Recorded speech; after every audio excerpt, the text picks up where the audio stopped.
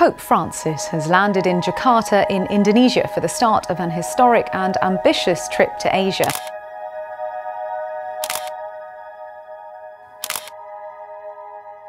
As Padre Pio's life came to an end, something unexpected happened. The saint, known for his miraculous stigmata and deep devotion, made a cryptic statement that shocked those around him. His final words, spoken with what little strength he had left, hinted at a mystery tied to the year 2025. His life was filled with divine encounters, and his last moments seemed to carry a hidden message. Could it be that Padre Pio foresaw something no one else could imagine? What did Padre Pio know about 2025, and why is it so important? In this video, we will reveal what Padre Pio predicted for 2025, which shocked everyone. Padre Pio's worsening health condition. In 1968, Padre Pio's health began to fail. Despite his increasing weakness, he remained deeply committed to his priestly duties. Those around him noticed how frail he had become, but Padre Pio continued to push himself, refusing to step away from the tasks he considered essential. One of the clearest signs of his devotion was his insistence on hearing confessions, even though his body was growing weaker by the day. He often said he wanted to die while working, particularly in the confessional, where he had spent so much of his life helping others find peace. It was his way of saying that his mission would only end when he took his last breath. Each night, Padre Pio would ask his fellow Capuchin brothers to pray for him, not knowing if he would wake up the next morning. He felt that death was near and accepted it with calmness. But how was he able to face his death? Stay tuned for more details. He wasn't afraid to die. In fact, he longed to be united with God. While his body was deteriorating, his spirit remained strong. His only desire was to keep serving as long as he could. He was often heard saying that he hoped to meet his end while still on his feet in the middle of his work. During his final months, Padre Pio asked for a picture of Saint Joseph to be hung near his room. He had a special devotion to Saint Joseph, who is known for being the patron saint of a peaceful death. Padre Pio would stop before this picture every day and pray in silence, asking for a happy death. His brothers noticed this daily ritual, but they didn't realize until later that Padre Pio had been preparing himself spiritually for his passing. There was a sense of calm and anticipation in the monastery during those weeks, as if the air was heavy with the knowledge that something important was about to happen. The quietness that hung over the place added to the feeling that Padre Pio's time on earth was drawing to a close. Prayer had always been the foundation of Padre Pio's life. He prayed constantly, whether he was experiencing joy, illness, or temptation.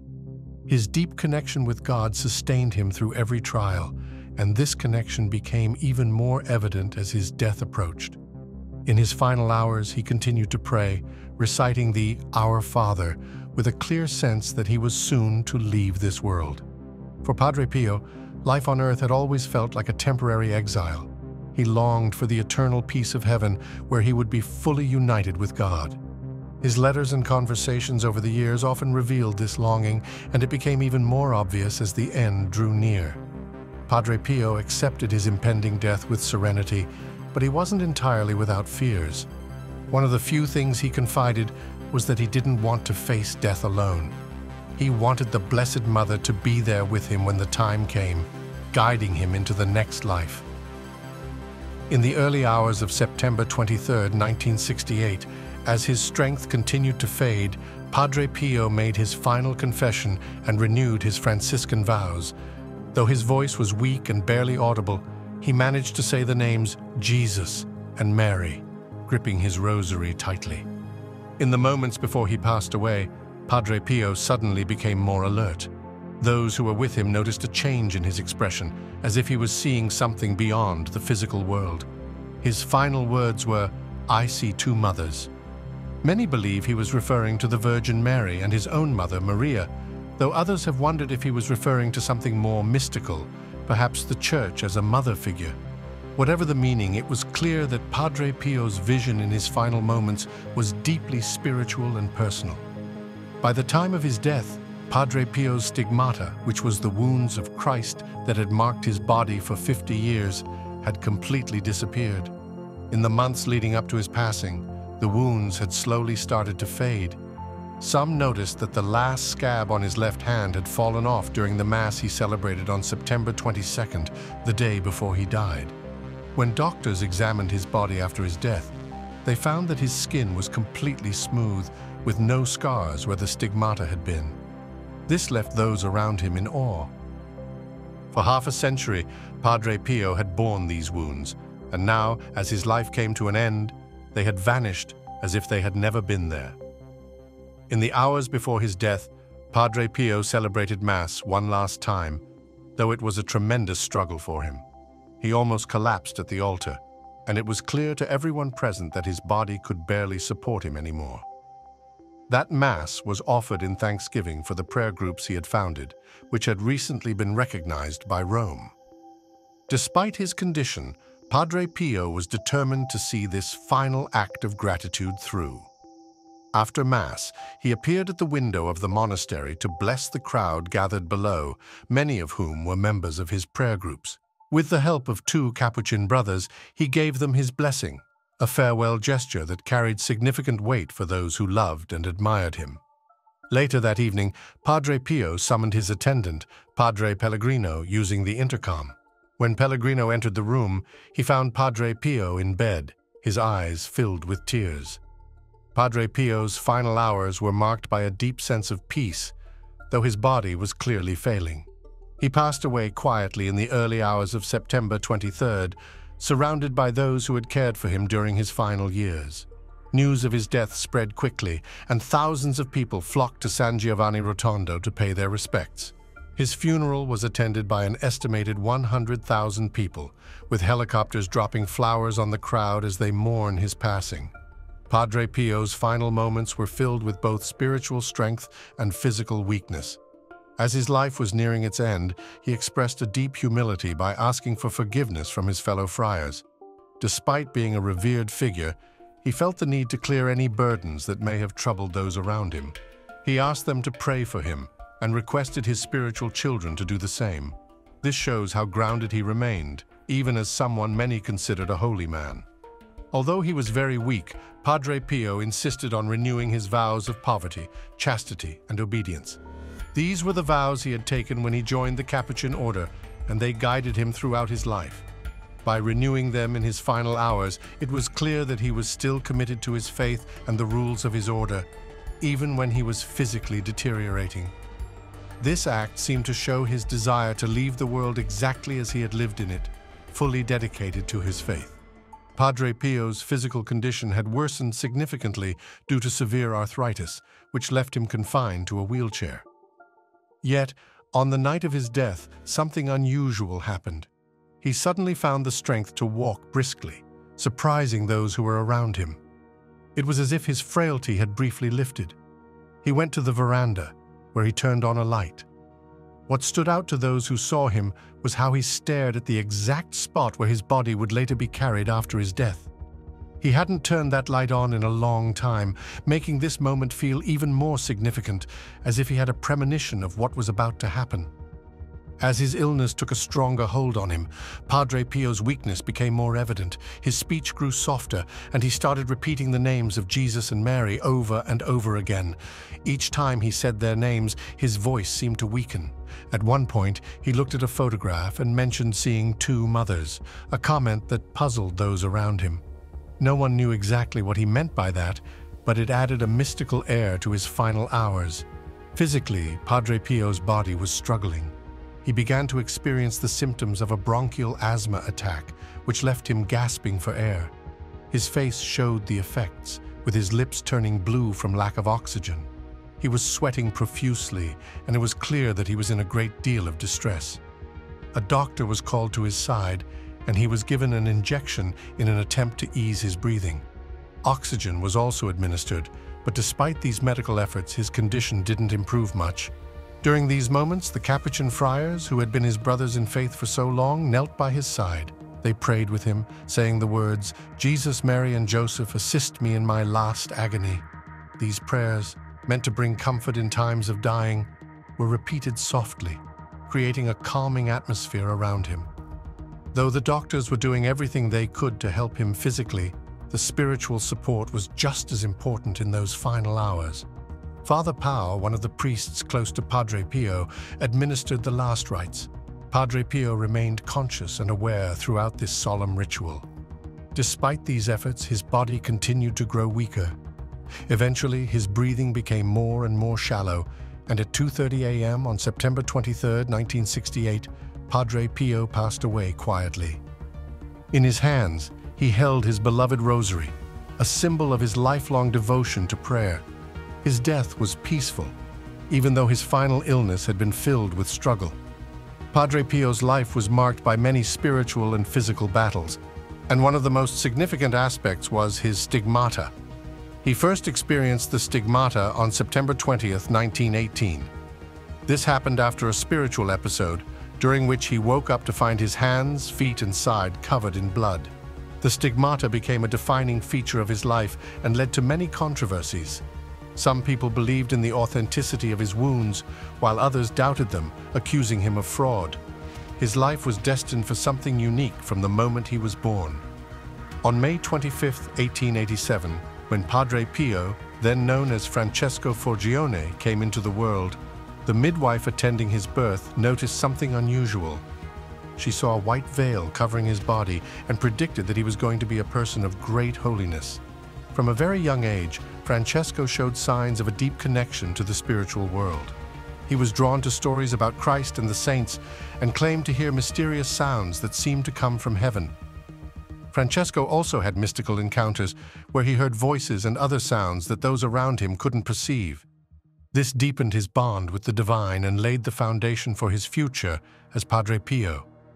These experiences were not always easy to understand, and some people viewed them with skepticism. However, for those who knew him closely, it was clear that Francesco had a spiritual depth that was hard to explain.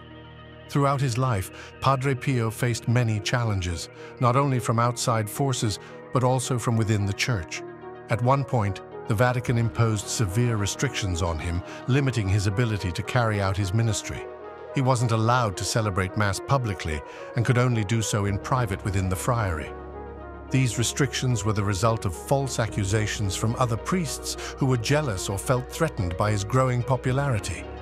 Despite this, Padre Pio didn't rebel or complain. He accepted the will of his superiors, seeing it as the will of God. For several years, Padre Pio lived in near silence, unable to interact with the public or minister to his spiritual children. This must have been a painful period for him, but he continued to endure it, trusting in God's plan. His perseverance in the face of false accusations and persecution became a significant part of his legacy.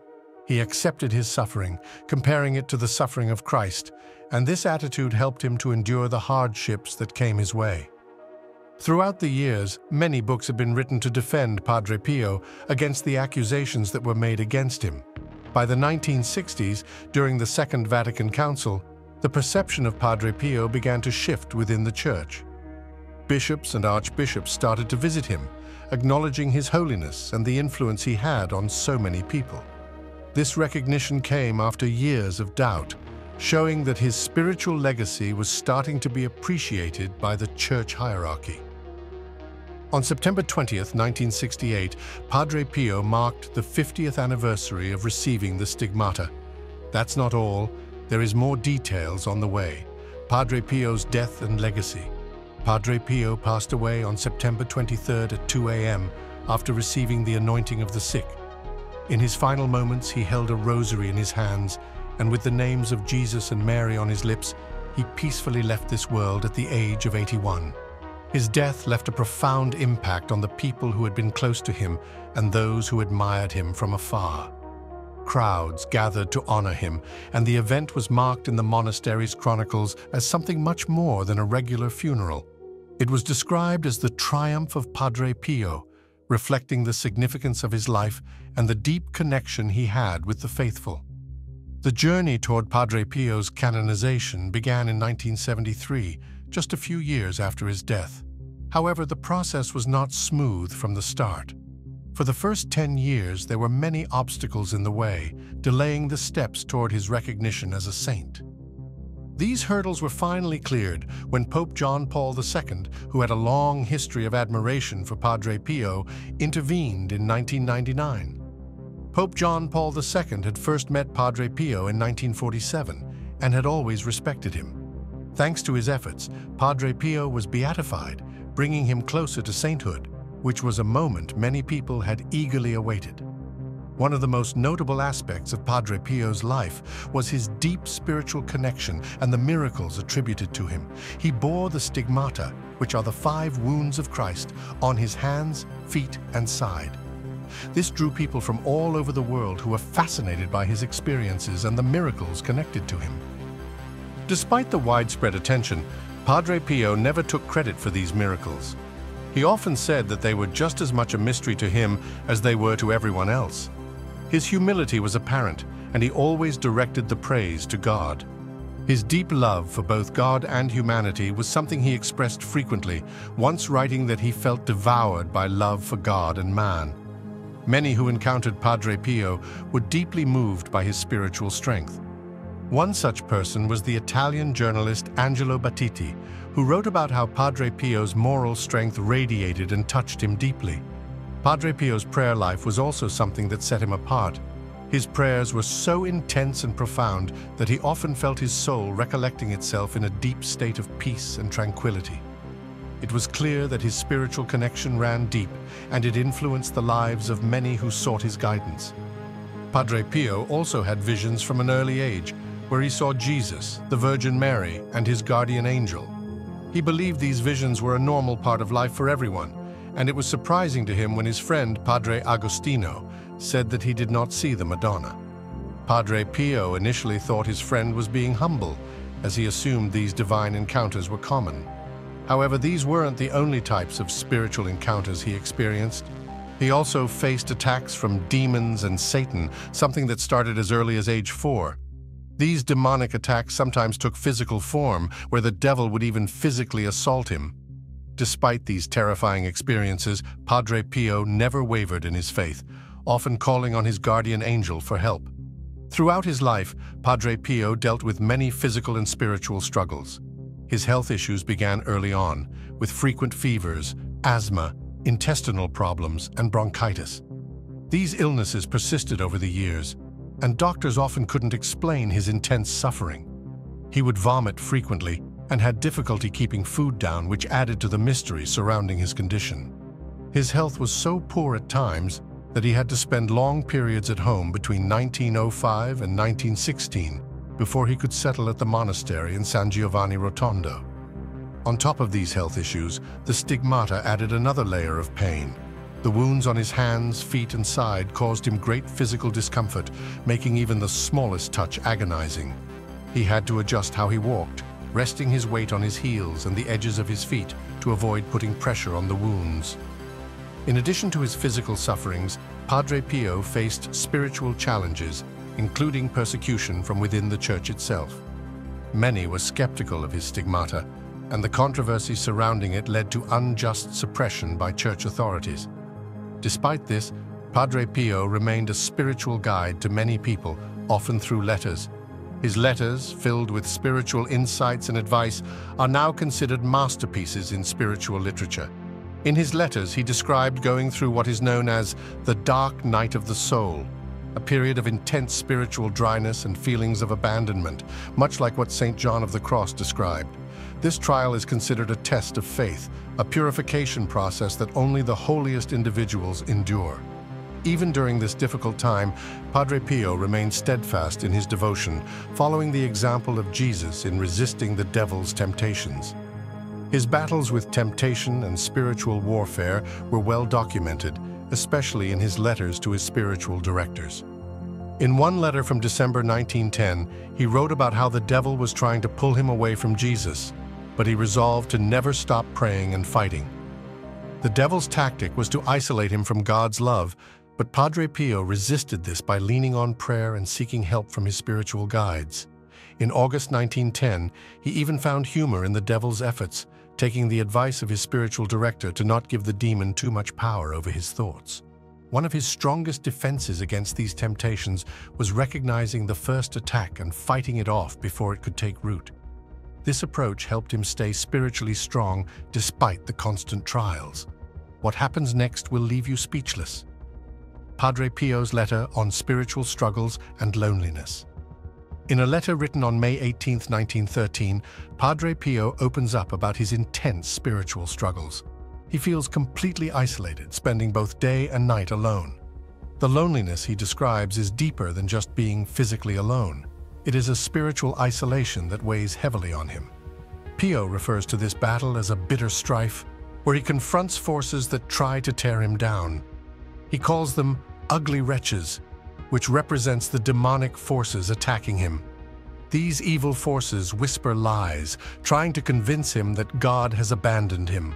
They aim to fill his heart with despair, a common tactic in spiritual warfare.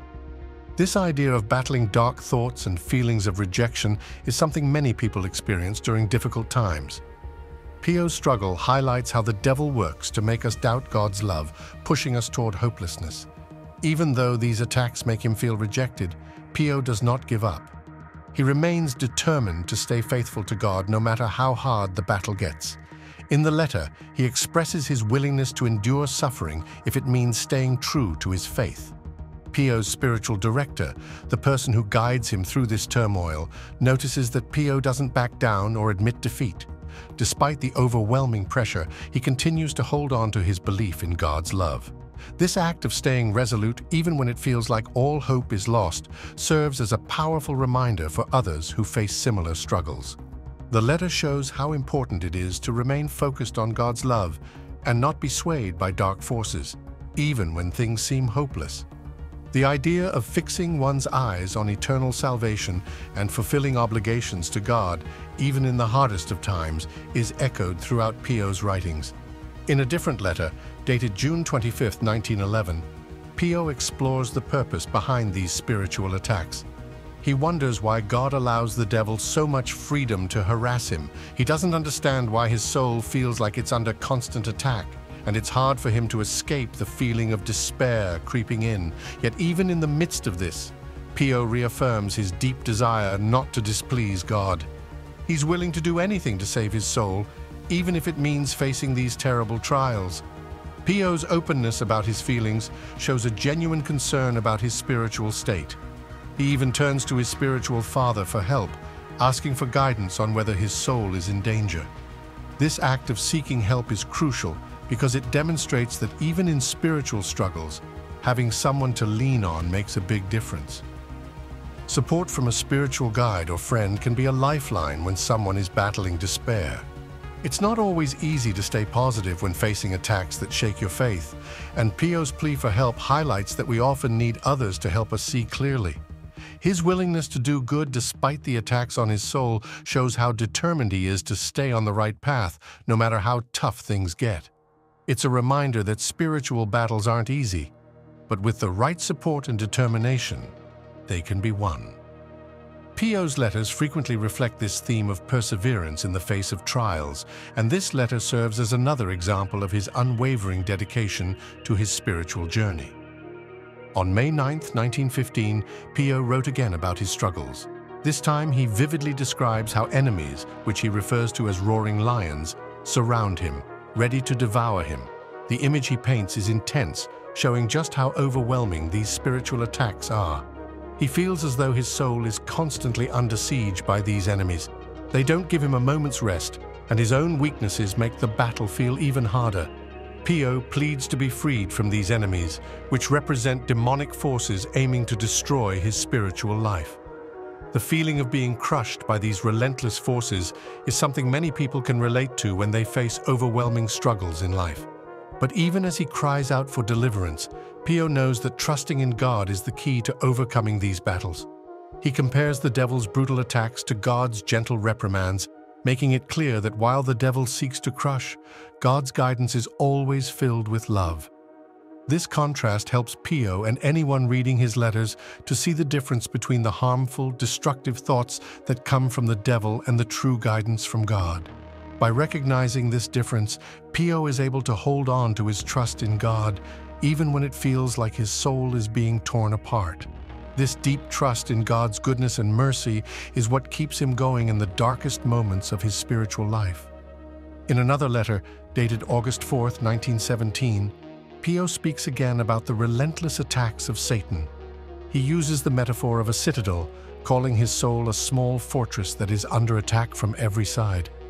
Satan doesn't just strike once and leave, he continuously surrounds the fortress, attacking from all angles, trying to break through.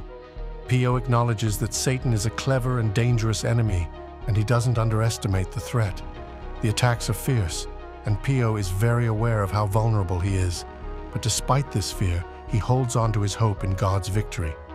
The idea of spiritual life being a fortress under siege is a powerful image. It captures the sense of being under constant pressure and attack, but also the strength that comes from standing firm in faith. Although the attacks are terrifying, Pio turns his fear into faith. He knows that human strength alone won't be enough to overcome the devil's tricks and traps. Instead, he places his hope in God's grace to see him through the battle. Faith, for Pio, is the most important weapon in spiritual warfare. Even when everything seems stacked against him, he trusts that God's mercy will bring him victory. This emphasis on faith amid fear is something Pio repeats in his letters, showing how deeply he believes that faith will carry him through any struggle, no matter how tough. Throughout these letters, Pio's spiritual director, Padre Benedetto, offers him advice and encouragement. In one particular letter, Benedetto tells Pio not to worry about the darkness that surrounds him. Benedetto reminds Pio that this darkness, while overwhelming now, is only temporary. It will eventually give way to the eternal light of heaven. Benedetto encourages Pio to make the sign of the cross on his forehead and invoke the Holy Spirit and Mary for protection. This simple yet powerful gesture is a way for Pio to combat the spiritual darkness he faces. Benedetto also reassures Pio that while the light might seem far away, it will return, and it will last forever. Benedetto gives Pio practical advice for dealing with spiritual attacks. He encourages him to call upon St. Michael and Saints Peter and Paul when he faces temptations against his faith. These prayers and devotions are important tools in fighting off the devil's attacks. Benedetto's words remind Pio and anyone reading that while spiritual darkness can feel overwhelming, it's not permanent. By using these spiritual weapons, believers can stand firm in their faith and wait for God's light to shine again. Benedetto's letter is filled with hope, reminding Pio that even the hardest battles will eventually end with victory, and God's love will carry him through. Padre Pio's letters reveal a man who is deeply committed to his faith, even when it feels like everything is against him. His spiritual struggles are intense, but he never loses sight of the ultimate goal, which was staying faithful to God and securing his salvation. What are your thoughts on the spiritual struggles of Padre Pio? Drop your thoughts in the comment section. Do not forget to like this video and subscribe to our channel. Click on the next video displayed on your screen. You will enjoy it.